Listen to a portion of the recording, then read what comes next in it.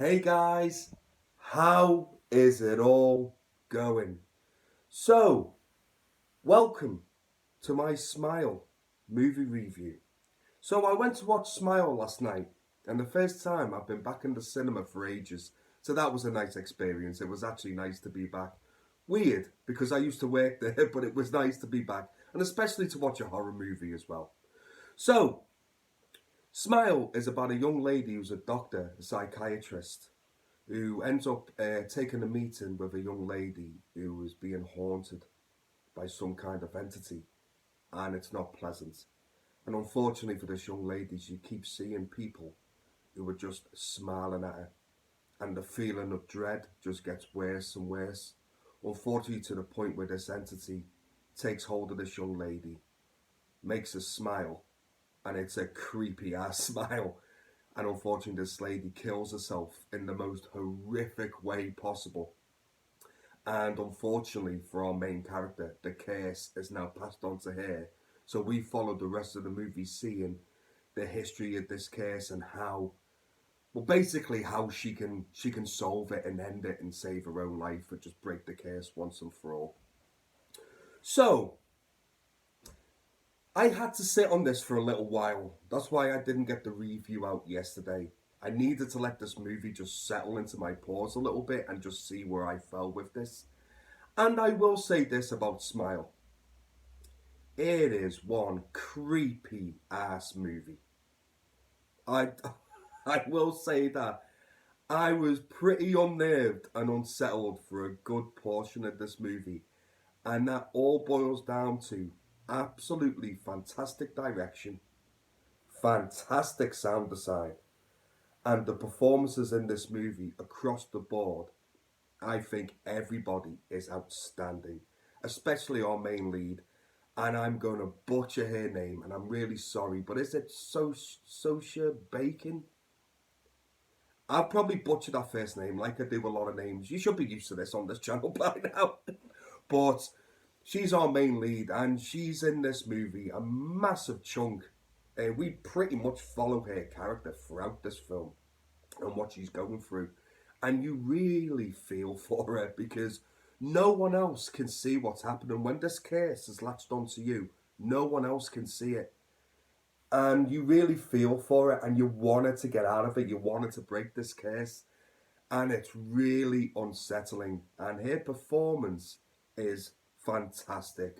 If she doesn't sell it to you, the movie falls apart. It pretty much is on her shoulders, and she carries it and she knocks it off the park. So absolutely fair play to you. I think you were tremendous.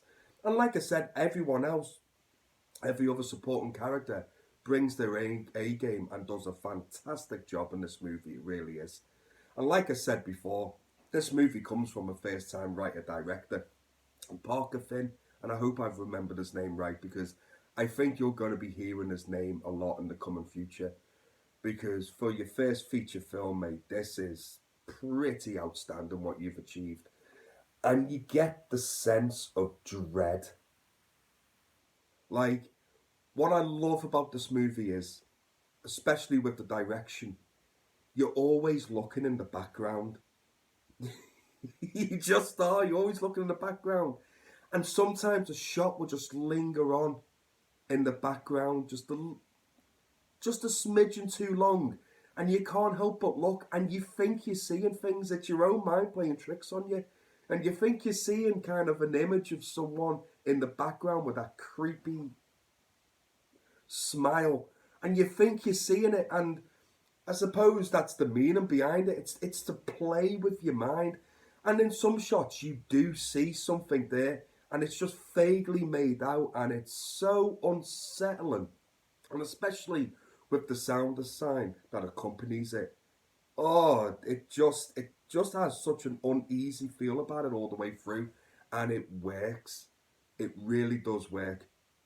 And I will say this as well, and you know in previous review guys, I've brought this up before. I'm not the biggest fan of jump scares. And the only reason why I'm not the biggest fan of jump scares is a lot of the time it doesn't go anywhere, it's pointless. It's just a cat jumping out of a fucking wardrobe or on top of a cupboard or someone just jumping into frame going, hey, while knocking on a window. You know, I hate jump scares like that. To me, they're just cheap and easy. Whereas in this movie, it does have a couple of them, but the majority of the time, the jump scares in this movie actually mean something. It's going somewhere. The tension has been built up so much that it does have a payoff with the jump scare. So I appreciate that. And I don't mind them jump scares, to be honest with you. And I jumped quite a lot watching this movie. I really did. So fair play on that one as well. But as much as I do enjoy this movie, it's not entirely perfect, and I will get to one of the main reasons why. For me, this movie is about 20 minutes to half an hour too long. There was a point in this movie where I was feeling a bit, I won't say bored, because bored's the wrong word, because I was still intrigued about the mystery of what was going on, about this entity and what it was, and why it's doing certain things, or but it did drag on a little bit for me, and I was looking at me watch a little bit, going, right, come on, can we pick it up a little bit? Can we get back to it? Can we get back to what's actually working for me in this movie? So I will say it's just a little bit too long, and also you'll understand this when you watch the film. Near the end, it does a certain thing where I thought, please don't let that be the end, because I haven't just sat here for nearly 2 hours and for that to be the payoff. And if it was, it really would have pissed me off. But thankfully, it didn't. And you'll know the point I'm on about when you watch the movie. I won't say anything here, guys, because I don't want to spoil it. But it does switch gear, and I was like, right, yeah, okay, cool.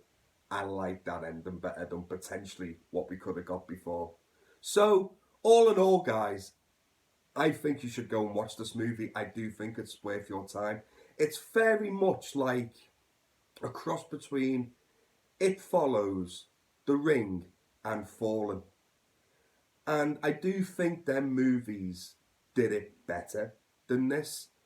But I do like Smile. And like I say, I think it's a good time. I think it will creep you out. And I think for a first time director, the guy nails it, and you will be seeing his name more, I will guarantee it. So, guys, all in all, I give Smile a 4.5 out of 5.